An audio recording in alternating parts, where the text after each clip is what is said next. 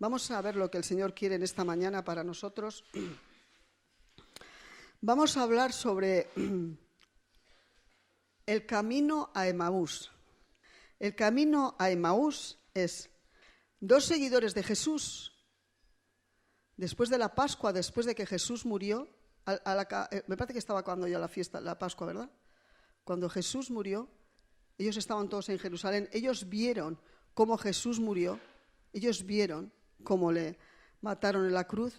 Entonces ellos, después de pasar todos estos acontecimientos, estos seguidores de Jesús de Jerusalén se fueron a Emaús, a su aldea, a su pueblo, de donde eran.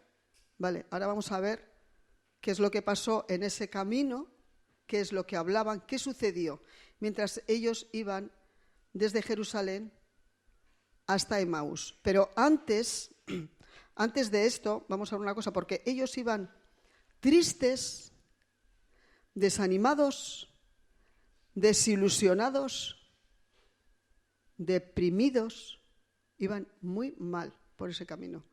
Ahora, si nosotros decimos y pensamos, pero si eran seguidores de Jesús, del Maestro, ya sabía lo que les iba a pasar, lo que le iba a pasar al Maestro, ¿no? Vamos a ver un poquito la época y las circunstancias de cómo estaban ellos en ese tiempo, que es algo que se dice muchísimas veces, incluso se dice en las fiestas de Navidad, se cuenta también, yo me acuerdo Álvaro cuando se vistió aquí de no sé qué era, que contó lo que pasó. Vale, entonces en ese tiempo, en la época de Jesús, cuando Jesús nació, en todos esos años, estaban conquistados ¿por quién?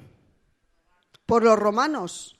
El imperio romano les dominaba a los judíos. Estaban oprimidos. No podían hacer lo que ellos querían. Querían libertad. Se estaban aprovechando de ellos. Había muchísimas injusticias. Sí, pero es que no es solamente que los que fueron conquistados por los romanos y ya está, y antes estaban bien. Es que antes fueron conquistados por otros, por los griegos, si no me recuerdo mal. Fueron conquistados por el imperio medo-persa también, por los babilónicos, por los asirios. Llevan muchísimos años, muchas generaciones ya conquistados, estaban cansados. Es que nosotros vivimos ahora una situación muy tranquilita, muy bien. Tenemos libertad. Pero ellos no, llevaban generaciones tras generaciones haciendo barbaridades con ellos, porque los imperios que conquistaban eran muy bárbaros y terribles. Querían un libertador, ¿sí? Entonces, vamos a ver, antes de empezar lo de Emaús, lo del camino de Emaús, vamos a mirar en Lucas, en el capítulo 1, en el versículo 67, después nos pasamos a Lucas 24. Todos sabéis quién era, o habéis oído hablar de Juan el Bautista, el pariente de Jesús. Sí.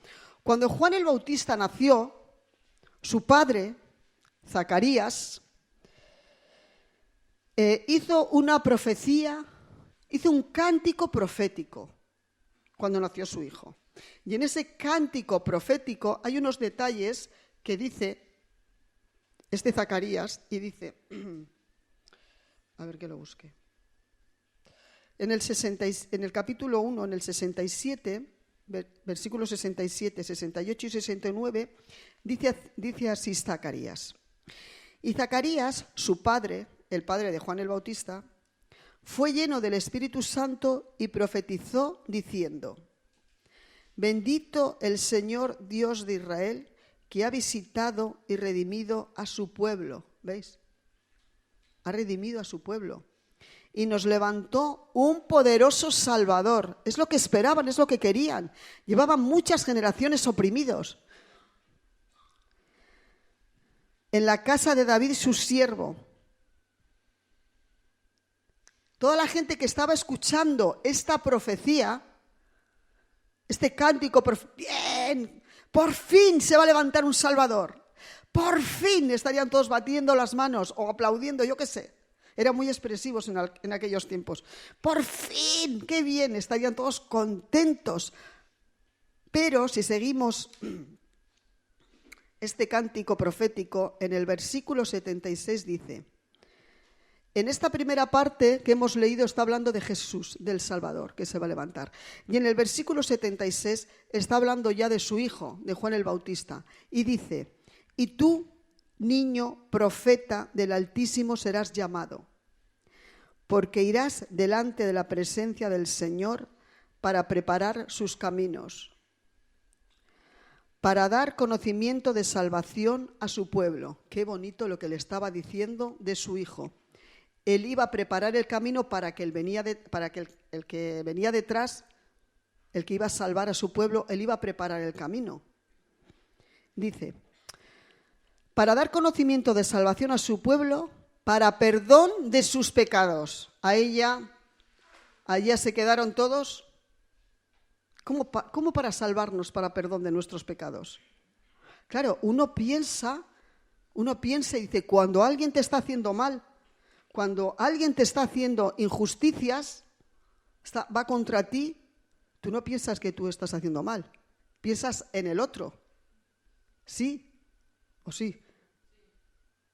Ellos no estaban pensando que ellos necesitaban un salvador de sus pecados, no estaban pensando en sus pecados. Estaban pensando que les liberaría, que les quitaría ya ese imperio romano y se levantaría el imperio judío. En eso estaban pensando. Eso es lo que querían. Pero Jesús vino a salvarles, a libertarles de sus pecados, a ellos, a los que estaban oprimidos y a sus opresores, porque no hay nadie justo. Amén. Ellos se quedaban con la primera parte. Necesitamos un Salvador que nos libere ya, porque estamos cansados. Bien. Entonces, así seguían. Y cuando Jesús en su ministerio, vamos a ir ya al capítulo 24 de Lucas. Capítulo 24 de Lucas, versículo del 17.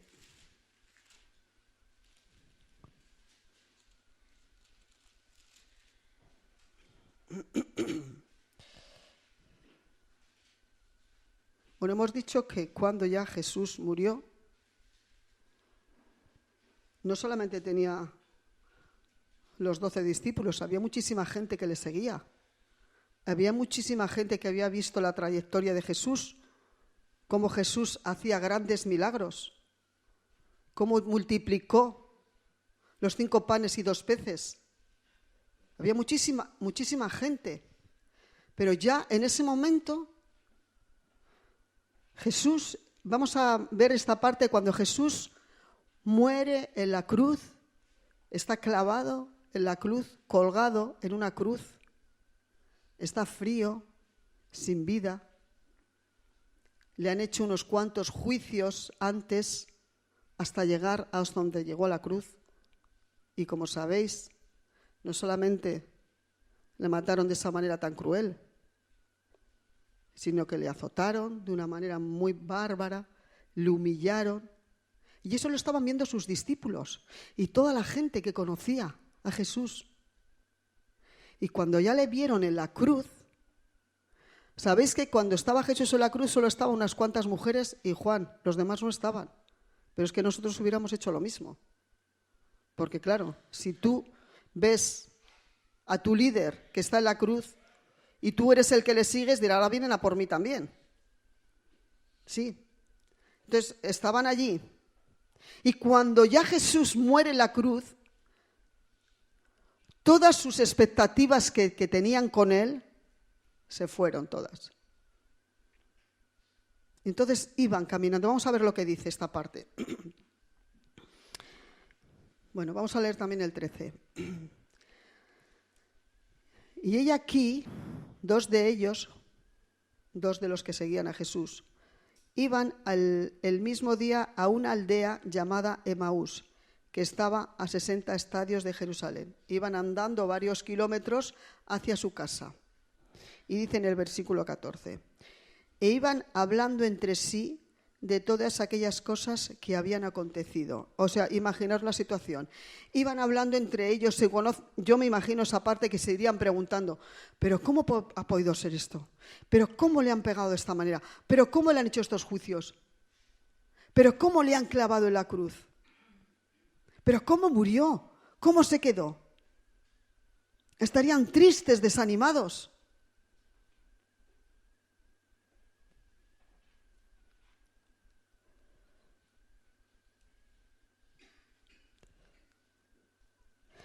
Sucedió que mientras hablaban y discutían entre sí, Jesús mismo se acercó y caminaba con ellos.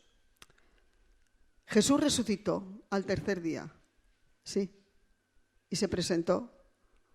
Le vieron algunas mujeres, le vio Juan, Pedro, y cuando ellos vieron que la tumba estaba vacía, fueron a contar a los demás. Seguramente que ellos ya habían oído hablar de que Jesús resucitó.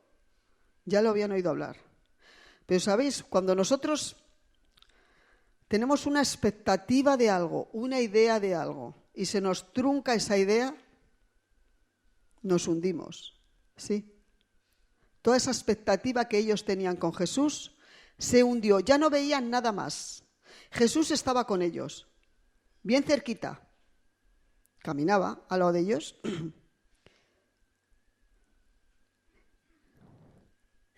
En el 16 dice, mas los ojos de ellos estaban velados para que no le conociesen. Había una capa, es como si diríamos unas vendas. Tenían unas vendas en sus ojos y no conocían a Jesús. No le conocían a él y Jesús estaba bien cerquita de él. ¿Sabéis que a veces cuando tenemos un problema, una situación difícil y nuestras expectativas están en lo que nosotros queremos, en nuestras ilusiones, no le vemos a Jesús? No le vemos a Jesús y está bien cerquita, como estaba con ellos, ¿sí? Mas los ojos de ellos estaban velados para que no le conociesen. Y les dijo, Jesús les dice a ellos, es como que van andando y para ellos era pues como un forastero, uno más, un hombre que va allí en esos tiempos, pues lo mismo que ahora, van los coches para arriba y para abajo, la gente iba andando para arriba y para abajo, no había coches ni había medio de transporte, así estaban ellos de ágiles y de bien. Ahora no damos ni 4 pasos. Entonces iban andando y uno más que iba con ellos por el camino, pues un forastero. Y le pregunta a ese forastero, Jesús, les dice, ¿qué pláticas son estas que tenéis entre vosotros mientras camináis? ¿Y por qué estáis tristes? Les hace una pregunta Jesús a ellos. Daros cuenta que ellos no sabían que era Jesús. ¿Por qué estáis tristes? ¿Qué es lo que estáis hablando? ¿Qué conversación lleváis? ¿Qué es lo que pasa? Como si Jesús no supiera nada. Respondió uno de ellos que se llamaba Cleofas. Le dijo, ¿eres tú el único forastero en Jerusalén que no has sabido las cosas que en ella han acontecido en estos días? O sea, ¿será el único que no te has enterado de lo que ha pasado? Y eso no, a mí me ha pasado muchas veces. Hay una noticia importante y la están dando la noticia 40 veces y le comento a alguien, oye, ¿te has enterado de esto? Lo que ha pasado aquí en Castro. ¿Te has enterado de lo que ha pasado con este señor? Oh, no. ¿Pero cómo no te has enterado? Si se está diciendo por todos los sitios. Cuando hay una noticia importante, yo que sé, un terremoto, una catástrofe, o todavía más fuerte, y le preguntas a alguien, oye, ¿te has enterado? Oh, pues no. Decimos, ¿cómo no te has enterado? Pues ¿dónde vives tú? Vives en tu mundo, en tu globo, en tu cascada y no sabes la situación. Que es muy fuerte lo que está pasando. ¿No os ha pasado alguna vez? Pues claro, pues Cleofás le dice, ¿pero cómo no te has enterado de esta noticia tan importante? Pues será el único que no te has enterado. Es que las personas somos igual. Hace miles de años y ahora. Y reaccionamos igual. Él reaccionó así, Cleofás. Pues era el único que no te has enterado. Jesús era el que sabía todo, el que no se enteraba de nada era Cleofás. Es así, es al revés. ¿Ves? Entonces él les dijo, ¿qué cosas? O sea, Jesús, a ver, les iba preguntando quería sacarles a ellos. Jesús quería ir quitándole esa capa que tenían, esa venda que tenían en los ojos, que no podían ver al Maestro que estaba a su lado. Hemos cantado, estás aquí, y hemos cantado, aunque no pueda ver, estás obrando. Aunque no te sienta, tú estás obrando. Siempre el Señor está obrando. Amén. Y el Señor les va preguntando, les quiere ir quitando esa capa que tienen.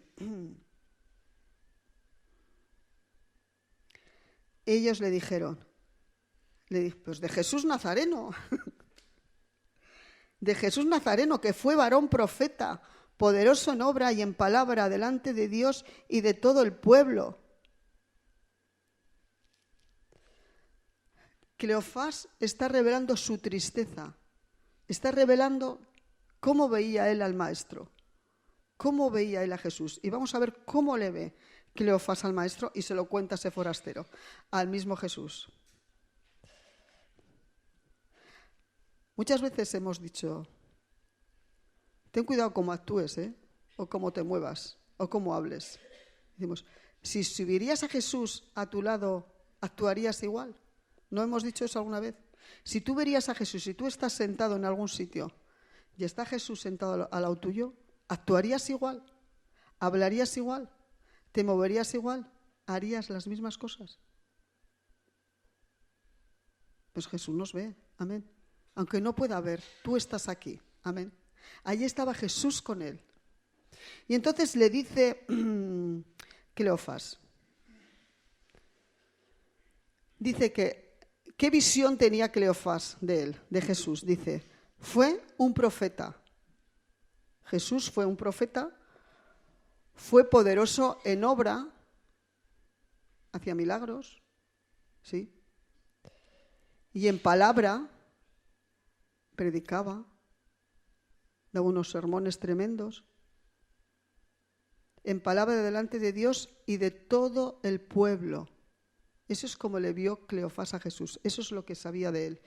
Y dice, ¿y cómo le entregaron los principales sacerdotes y nuestros gobernantes a sentencia de muerte y le crucificaron? Eso es lo que decía Cleofás que era Jesús. Pero nosotros esperábamos que él era el que había de redimir a Israel. ¿Veis? Seguían con esa parte, esperando a Jesús para redimir a Israel de la esclavitud, de las injusticias. Cuando le vieron en la cruz, se desanimaron. Y seguramente, como he vuelto a decir, ya alguien les había dicho que había resucitado. Pero el desánimo, la tristeza, ¿sabéis que a veces, cuando tú tienes una idea de hacer algo, unas expectativas, todos tenemos expectativas, ¿no? En el trabajo, los que tenemos hijos, los que tenemos nietos, todos tenemos expectativas en algo. Todos queremos algo, ¿sí? Todos queremos lo mejor, yo qué sé. Vamos a pensar cada uno de nosotros qué expectativas tenemos. No solamente decir, yo quiero irme con el Señor, quiero estar delante de la presencia de Dios, pero no, ahora estamos aquí en esta tierra, en los años que estamos, incluso los más jóvenes o los más mayores. ¿Qué expectativas tenemos? ¿Qué queremos? ¿Queremos estudiar? ¿Queremos ser, yo qué sé, médico, enfermera, secretaria? No lo sé. Cocinero, bombero. Todos tenemos expectativas en algo.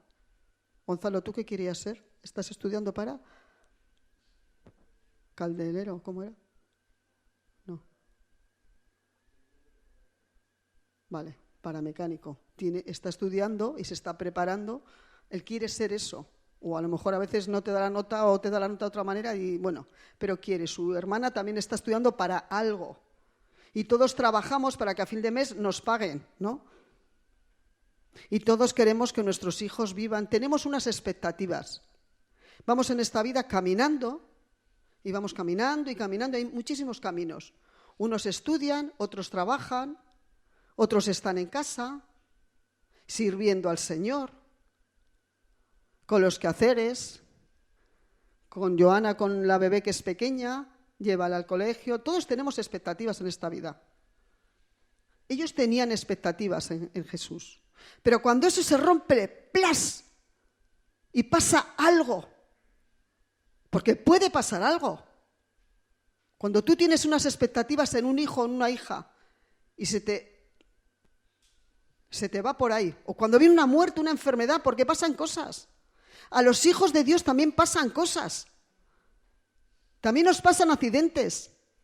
También nos ponemos enfermos. Lo vimos el domingo pasado con Ana Mari. Enfermedades graves y serias. Es que si no nos pasaría nada, la iglesia estaría llena. ¿Sí?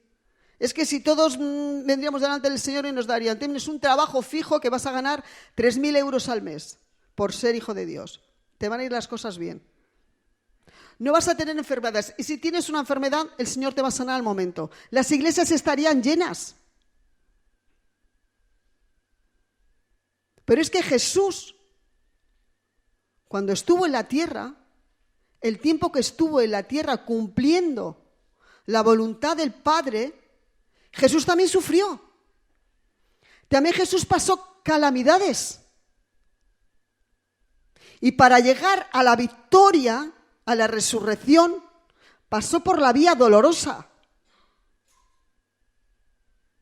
Sufrió muchísimo. Y estaba haciendo la voluntad del Padre. O sea, que no pensemos que esto es, acepto a Jesús en mi corazón y todo sale bien. No es así. Pero cuando venga un problema, una situación difícil, ¿cómo actuamos ante ese problema, ante esa situación? ¿Cómo nos ponemos? Nos ponemos delante de Dios. ¿Por qué permites que me pase esto? Y le empezamos a dar explicaciones como si el Señor no supiera. ¿Cómo le puede pasar esto a mi hijo, a mi hija, a mi hermana? Si Él te ama, te quiere. ¿Cómo actuamos ante una situación que se nos viene plas de repente? Rosalba estaba trabajando en una casa, tenía las expectativas de tener su sueldo todos los meses y de repente dice, no, ya no vienes más. Así de repente, te quedas sin trabajo. Te quedas sin esas expectativas que tú tenías con el sueldo que ibas a recibir al mes. Ahora, ¿cómo actúa ella? ¿Cómo hay que actuar? ¿Cómo actuaron ellos? Tenían unas expectativas en el maestro y ya tuvieron una visión del maestro. Este era un profeta que hizo obra, que obraba, que hablaba muy bien. Pero nosotros esperábamos que Él era el que había de redimir a Israel. Nosotros es lo que esperábamos. Esas eran las expectativas de ellos. Tienes que estar en comunión con tu Dios, siempre en comunión con tu Señor, cuando vayas a hacer algo. Porque a veces hacemos al revés. Y pasa con las parejas, ¿verdad? Pues en algunas parejas salen con un chico que me gusta, es que le quiero. Al mes, a los 2 meses, un desastre. Pues tendré que buscar a otro. Es que es una manera. Ese me gusta no sé qué. Por favor, vamos a esperar en nuestro Dios. Amén. Y decirle al Señor, tú tienes el mejor hombre, la mejor mujer para mí. No me voy a adelantar, que luego vienen las situaciones, los problemas. Y hacemos lo mismo en nuestra vida. Tomamos decisiones y después, cuando viene una situación difícil en esa decisión que hemos tomado, pedimos oración y pedimos a la iglesia. Yo pido por esto que me ha pasado que ya no me sale bien. Yo pido por esta carrera que me he empezado a hacer y yo pido por este trabajo que me están... Antes de tomar una decisión es importante ponerse delante del Señor porque está a nuestro lado y Él nos guía, amén. Él nos ayuda, amén, a través de su palabra, a través de la oración, amén. Entonces, esto es lo que ellos, Cleofás, veía de Jesús, pero... Como he dicho, Jesús estuvo 3 años y pico, 3 años y medio de ministerio enseñándoles.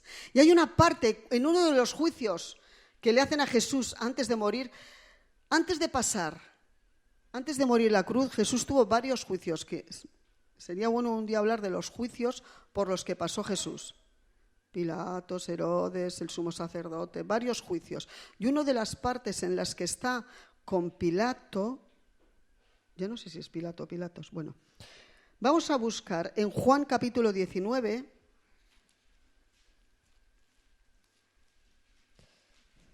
dejamos Lucas, lo tenemos apartado 24 y pasamos a Juan capítulo 19, versículo 11. Leemos el versículo 10 también, del capítulo 19 de Juan. Entonces le dijo Pilato: ¿a mí no me hablas? ¿No sabes que tengo autoridad para crucificarte y que tengo autoridad para soltarte? Respondió Jesús: ninguna autoridad tendrías contra mí si no te fuese dada desde arriba. Todo lo que Jesús le estaba aconteciendo estaba permitido por el Padre. Tú no tienes ninguna... Y ahora vemos otra cosa que se ve un poquito como más claro. Por encima, las reuniones que tenemos las mujeres, estamos hablando por el libro de Esther. Y hemos visto que los gobiernos, el rey que gobernaba en aquel tiempo en el imperio medo-persa, era un rey malvado y cruel que conquistaba, un avaricioso que quería de todo y más, y hacía fiestas, hacía lo que quería, pero vemos cómo Dios estaba también por encima de la situación. Y cuando su pueblo judío, los judíos, peligraban, Dios ya tenía un plan a través de la reina Esther para que su pueblo permaneciese. O sea, que Dios tiene el control de los gobiernos, los que gobiernan pensando que no existe Dios, que el gobierno, yo tengo autoridad, como dijo Pilato, y Dios gobierna, Dios está por encima, Dios controla las cosas, Dios tiene el control, Dios permite por algo. Y como les dije a las mujeres, Dios está en el despacho de un gran presidente y en el despacho de un pastor, porque Dios es el Señor de todo. Amén. Así es como le dijo Jesús. Ahora vamos a ver también en Hechos, capítulo 4,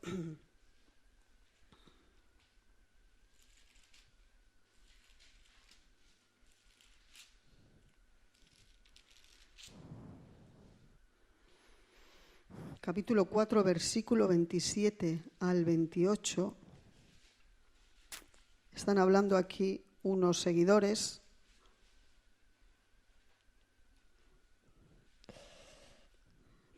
Antes primero Pedro, bueno, no voy a contar la historia, predicó, muchos se salvaron. Hay unos que dicen, ¿y cómo dicen de Jesús? Y dicen en el capítulo 4, versículo 27 y 28, dicen: porque verdaderamente se unieron en esta ciudad contra tu santo Hijo Jesús, a quien ungiste, se unieron el rey Herodes, Poncio Pilato, con los gentiles y el pueblo de Israel.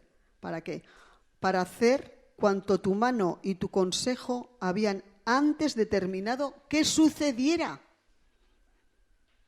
O sea, lo que habían hecho todos los gobernantes de esta época estaban haciendo lo que Dios había permitido que sucediera después.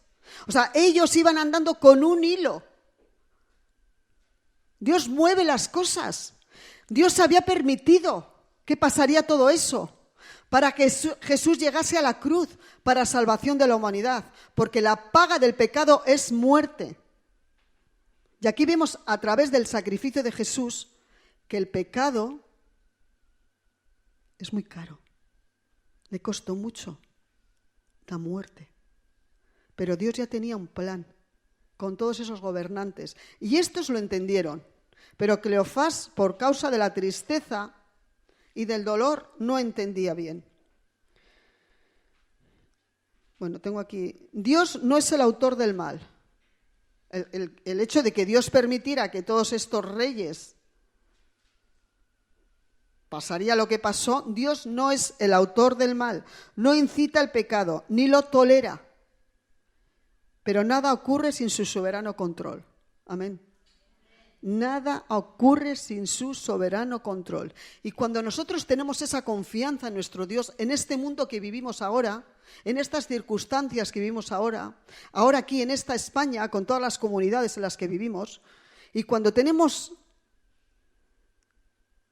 decimos, Señor, tú eres soberano, y tenemos esa paz y esa tranquilidad que necesitamos cuando hay tantas barbaridades. Porque Dios sabe todas las cosas. Dios es el Dios de amor y Dios es el justo. Amén.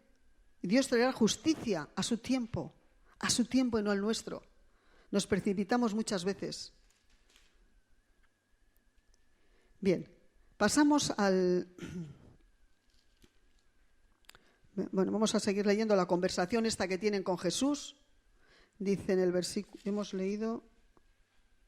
Bueno, vamos a leer el 21. Pero nosotros esperábamos que Él era el que había de redimir a Israel. Y ahora, además de todo esto, hoy ya es el tercer día que esto ha acontecido. Bueno, tenía que haber resucitado. ¿Dónde estás? Si tenías que haber resucitado, si tú decías que ibas a morir y vas a resucitar, ¿dónde está el Maestro? Y estaba ahí bien cerquita. Estaba pegadito a ellos. Yo muchas veces hablo con alguna mujer o alguien que ha pasado por situaciones difíciles, en el que dice, yo me he quedado solo en mi habitación ni sola. Digo, el Señor estaba contigo, con tu dolor, con tu sufrimiento. Estaba a tu lado. Él estaba allí con ellos, bien pegadito. Aunque también nos ha asombrado unas mujeres de entre nosotros, las que antes del día fueron al sepulcro, y como no hallaron su cuerpo, vinieron diciendo que también habían visto visiones de ángeles. O sea, ellos sabían todo bien claro. Quienes dijeron que Él vive. Y fueron algunos de los nuestros al sepulcro y hallaron así como las mujeres habían dicho, pero Él no le vieron. O sea, tenían todo el concepto, lo tenían muy clarito, todo muy claro.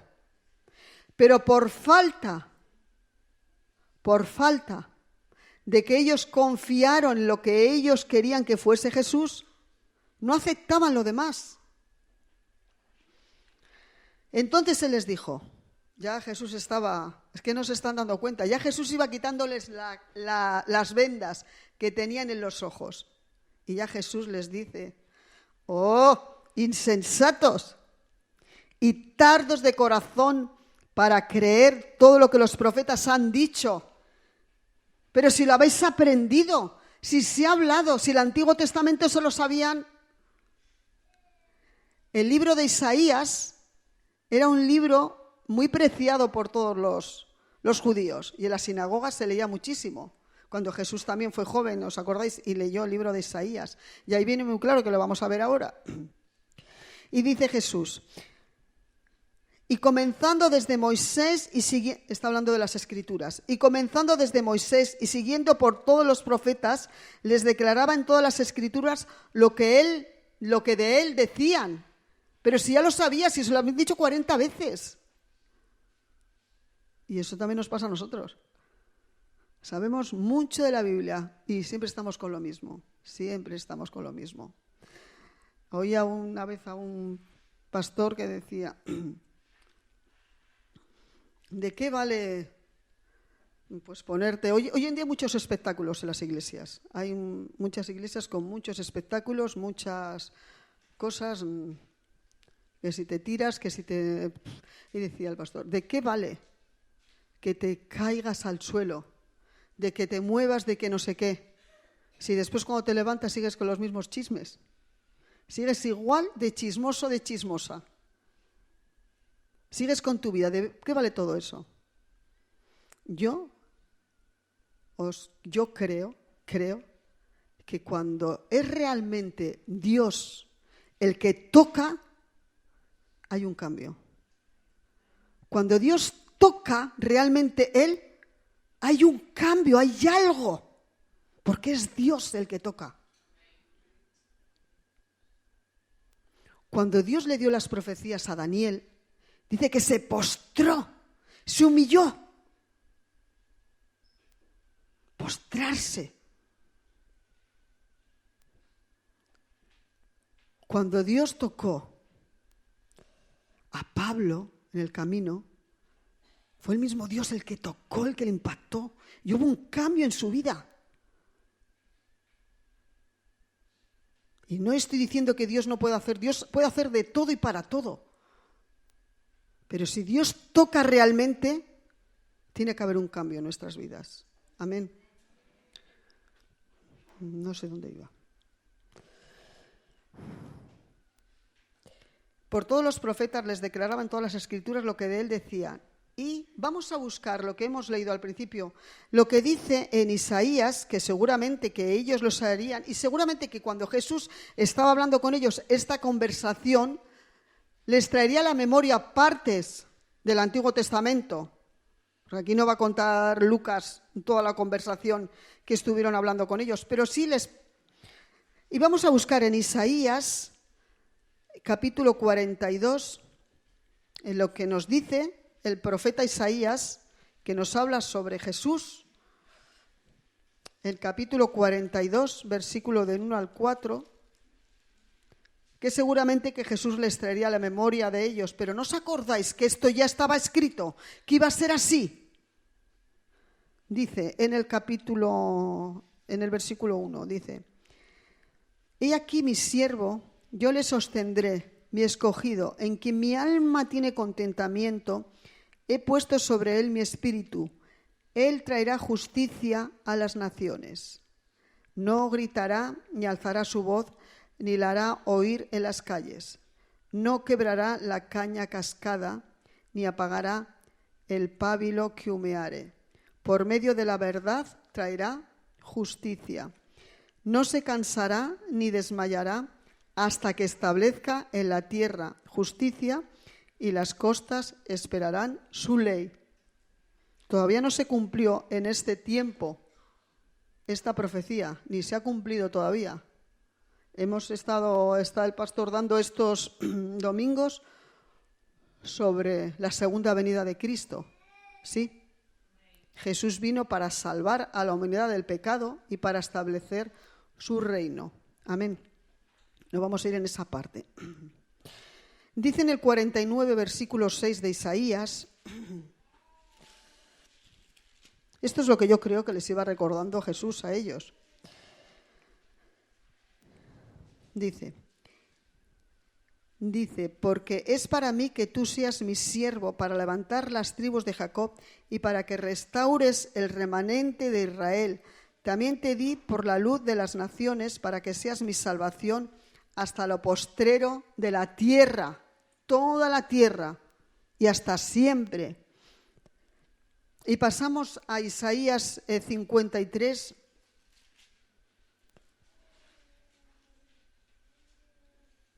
versículo del 5 al 7, que es lo que hemos leído antes. Esto es lo que ellos sabían que iba a pasar. Mas él herido fue por nuestras rebeliones. ¿A quién se está refiriendo? A Jesús. Molido por nuestros pecados. El castigo de nuestra paz fue sobre él, y por su llaga fuimos nosotros curados.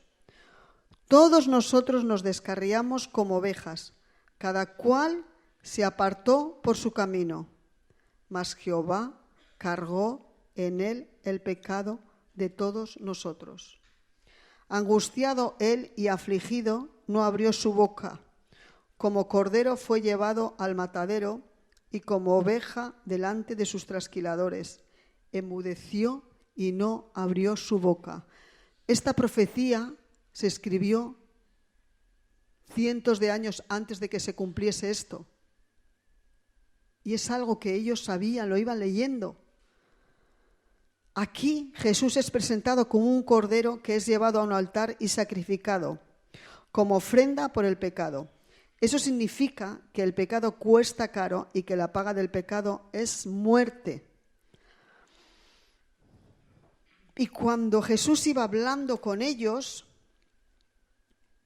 seguimos otra vez en Lucas 24, Y cuando Jesús les va diciendo esta parte, les va recordando algo del Antiguo Testamento, sus capas de venda. ¿Os han vendado alguna vez?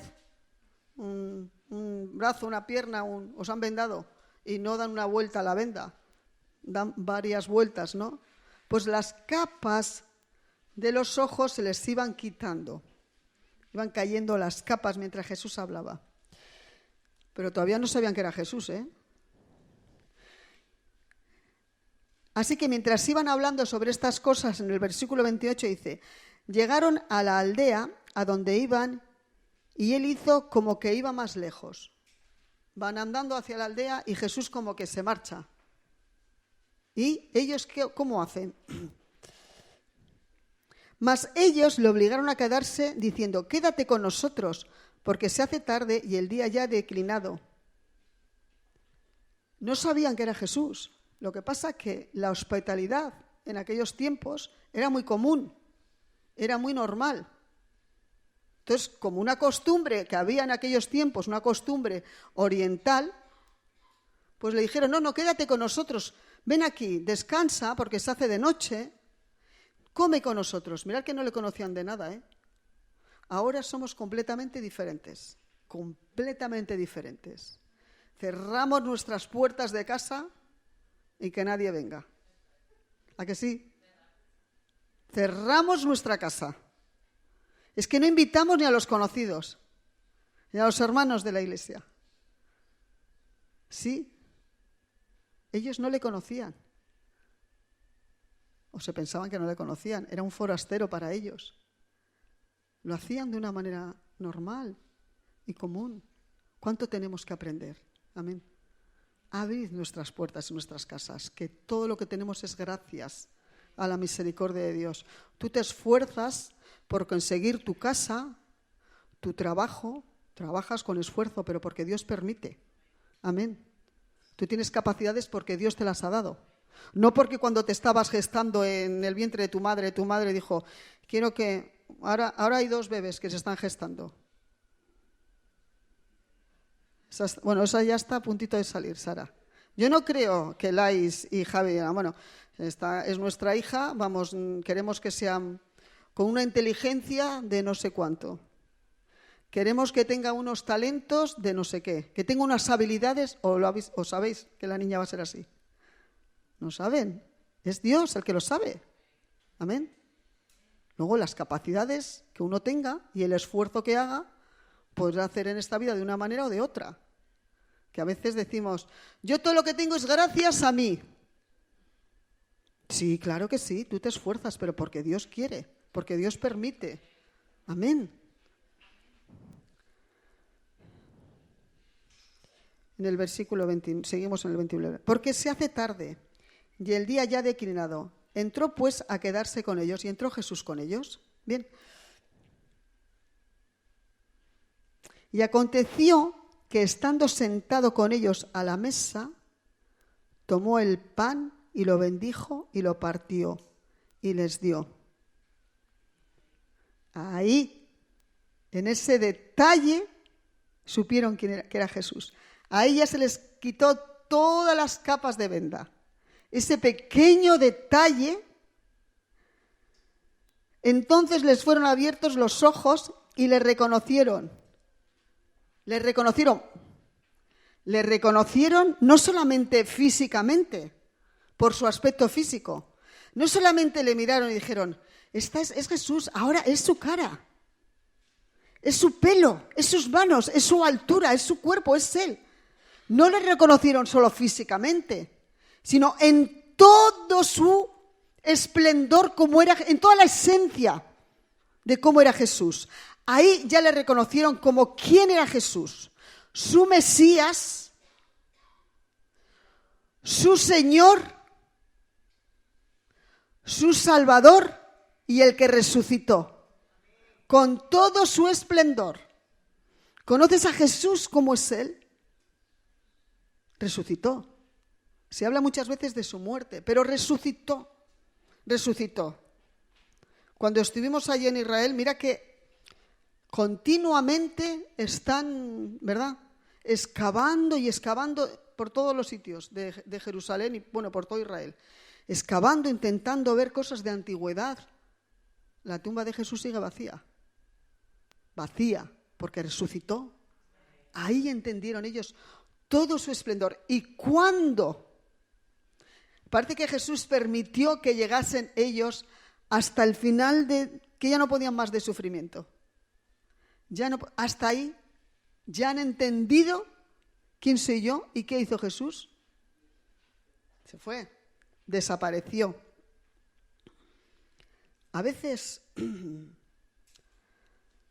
con esto hay que tener mucho cuidado, con nuestras expectativas en esta vida, con las expectativas, ya lo he dicho antes, pero lo vuelvo a repetir, con las expectativas que nosotros tenemos para nuestros hijos, las expectativas que nosotros tenemos en nuestro hogar, en nuestra casa, si no están de acuerdo con lo que Dios quiere.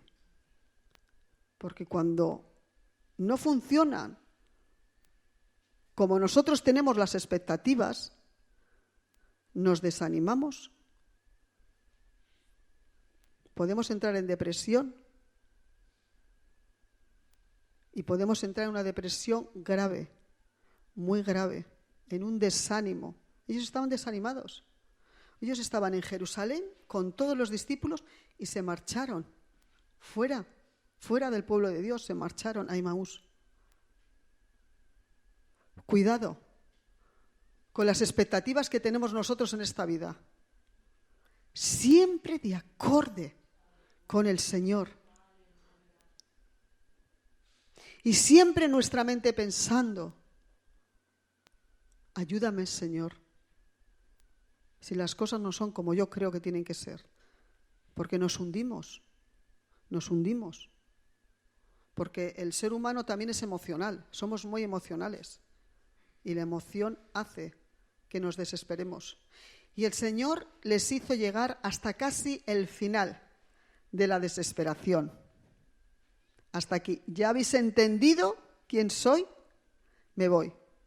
No sabemos por qué, Lucas no lo pone, no sabemos por qué en el momento de que Jesús partió el pan, fueron abiertos los ojos. ¿Por qué creéis que puede ser? Porque ellos ya habían visto a Jesús otras veces, ¿no? Puede ser. Partir el pan. La Santa Cena, estaban los 12, a lo mejor estaban ellos también por allí. O puede ser que le vieron las heridas. Algo pasó en ese momento, casi instantáneo, en el que ellos fueron abiertos los ojos y supieron quién era Jesús. Amén. Y levantándose en la misma hora volvieron a Jerusalén y hallaron a los 11 reunidos. ¿Qué hicieron? O sea, ellos iban para Emaús, para su vida, ya no querían, ya eran, dejamos todo. No es lo que nosotros pensábamos. Se iban para Jerusalén. Cuando supieron quién era Jesús, ¿qué hicieron? Volvieron a Jerusalén. Volvieron. Amén. Cuando Dios toca tu vida, cuando tú quieres saber más del Señor, cuando tú quieres servir al Señor, necesitas estar en la iglesia. Es que lo necesitas. Es que lo deseas. Pero cuando tu vida, tus expectativas están por encima de Dios, bueno, pues vengo a los cultos cuando me sobre el tiempo.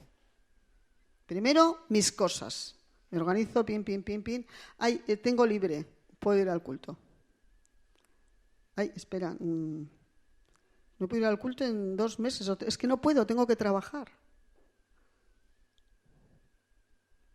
Hemos dicho que el Señor es el Señor de señores, de los trabajos y de todo. Amén. Tenemos que confiar en nuestro Dios, sino que se lo digan a Eliene, algún trabajo, y ahí está. Amén.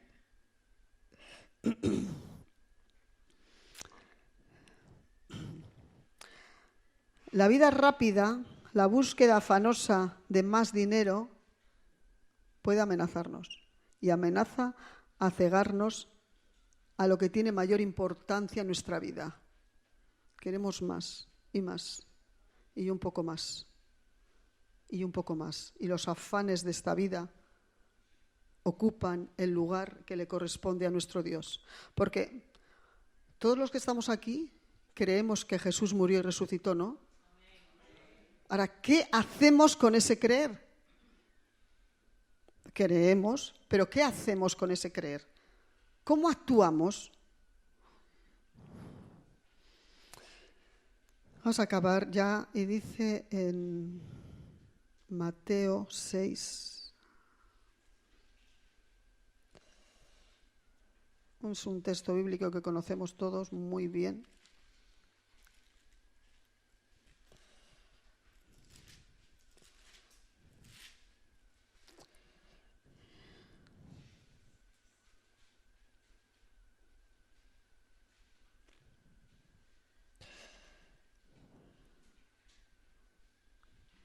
Buscad primeramente el reino de Dios y su justicia, y todas las demás cosas serán añadidas. Pero hacemos al revés. Lo cambiamos. Buscamos primero mis cosas y luego el reino de Dios. Pero no es así. Más buscad primeramente el reino de Dios y su justicia, y todo lo demás será añadido.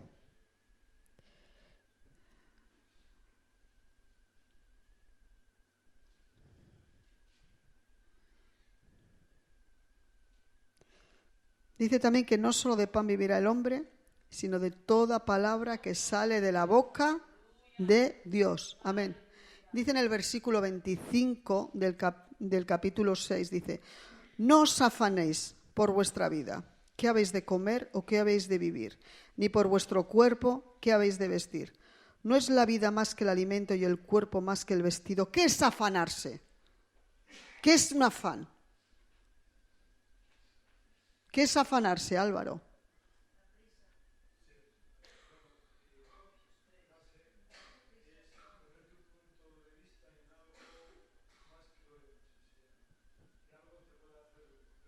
Estar pendiente de ese punto de vista, y me afano en eso, y solamente en eso, me afano ahí, más que cualquier otra cosa.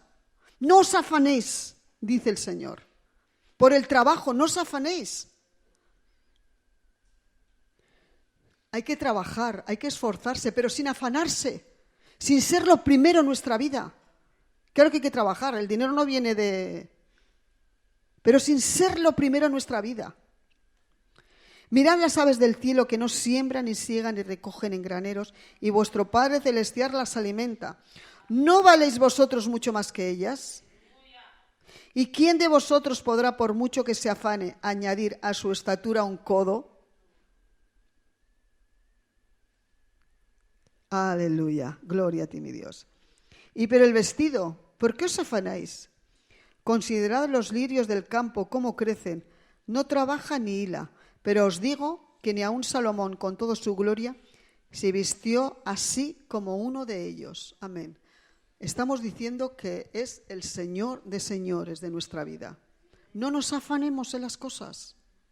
Busquemos las prioridades para nuestra vida. Amén. Acabo ya con este texto bíblico que está en Salmo 46.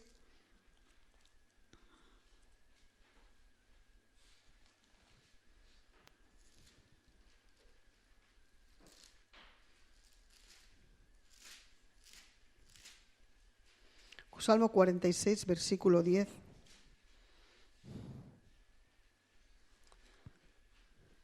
Dice, es algo difícil de hacer, ¿eh? Dice, estad quietos. Hemos leído, no nos afanemos. Y dice, estad quietos. ¿Qué es estar quietos? Quietos, meditando en nuestro Dios, que vamos muy acelerados en todo. Ahí oramos y decimos, quiero sentir a Dios ahí, quiero que el Señor me toque. Estad quietos, tranquilos, tranquilos, dice el Señor. Estad quietos y conoced que yo soy Dios, y que el Dios seré exaltado entre las naciones, enaltecido seré en la tierra. Ese es nuestro Dios. Estad quietos, tranquilos. ¿Cómo entendemos si estamos viendo lo que pasa en tantos países? Tantas dictaduras.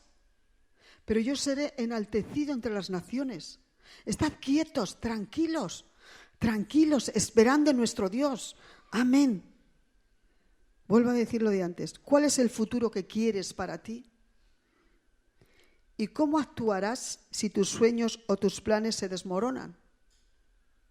¿Cómo vamos a actuar? Vamos a orar ya en esta mañana, vamos acabando. Mientras nos aferremos a nuestros planes y a nuestros deseos, no vamos a ver a Dios.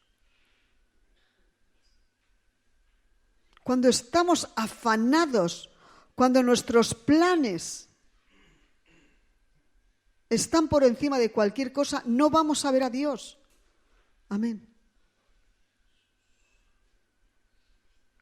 Depositar nuestra vida en el Señor, y eso no es fácil. Y eso se hace teniendo una comunión con Él. Eso se hace leyendo su palabra. Que hable su palabra a nuestras vidas. ¿Y qué parte voy a buscar de la Biblia? Es que no sé dónde buscar, dónde leer. Pues se empieza con el Nuevo Testamento, con los Salmos o los Proverbios. Pero busquemos a Dios, porque la vida no es fácil. Está llena de situaciones difíciles, pero nuestro afán y nuestro deseo es estar tranquilos, estar bien. Vuelvo a repetir que Jesús, cuando estuvo en la tierra, sufrió calamidades. Tuvo tiempos preciosos, seguro que maravillosos, pero también sufrió. Que nuestro deseo sea conforme a la voluntad de Dios. Amén. Señor, te damos gracias en esta mañana por tu palabra, mi Dios, por todo lo que tú nos das, Padre, todo lo que tú permites, Señor. Ayúdanos, Padre Santo. Ayúdanos porque te necesitamos, mi Dios. Aunque no te sienta a nuestro lado, Padre, sabemos que tú estás allí, que tú estás con nosotros, mi Dios. Aunque no te vea, Padre, que tú estás a nuestro lado, Padre Santo. Aunque no comprenda nada de la situación, que tú estás a nuestro lado, mi Dios. Porque tú estás por encima de todo, Padre. Y en medio de este mundo con tantas y tantas prisas y tantos afanes, Padre Santo, tú nos dices, estad quietos, esperad, escuchad mi voz. Porque estamos con tantos afanes, tanto trabajo, que no escuchamos la voz de Dios. Estad quietos, parad, párate en esta mañana. Deja ya tus problemas y tus cosas y tu vida. Estate quieto, quieto, esperando en tu Dios. Reposando, descansando. Porque a veces, cuando nos viene el descanso, lo rechazamos, queremos más y más. Estad quietos, dice el Señor en esta mañana. Párate. Deja que yo hable. Deja que yo te vaya quitando tantas y tantas capas que tú tienes en tus ojos. Deja que yo lo vaya haciendo. Quieto, párate. Yo soy el Señor y tengo el control sobre todas las cosas. Yo soy el Rey de Reyes. Y el plan que yo establecí se está cumpliendo y se seguirá cumpliendo. Porque yo soy el Señor. Tu confianza tiene que estar puesta en mí. Porque yo soy el que te he formado y te he creado. Yo soy el que he pagado un precio muy alto por ti en la cruz. Estad quietos. Esperad. Esperad. ¿No entiendes la situación de tu familia? ¿No entiendes la situación en tus trabajos? ¿No entiendes la situación en tus compañeros? Estate quieto. Espera que yo te hable. Espera. Solo tienes que confiar en mí, quieto, para, porque yo soy el Señor. Déjame que yo hable, déjame que yo actúe, porque yo llamo a la puerta, pero si tú no la abres, yo no entro. Déjame, dice el Señor, que yo actúe. Gloria a tu santo nombre. Gloria a ti, Jesús. Te adoramos en esta mañana, Señor. Oh, tantas necesidades, Padre, tantos deseos que tenemos, Padre Santo. Oh, que puedan estar conforme tú quieres, mi Dios, porque la vida se pasa rápido, Padre Santo. Gloria a ti, mi Dios. Gloria a ti, Padre Santo.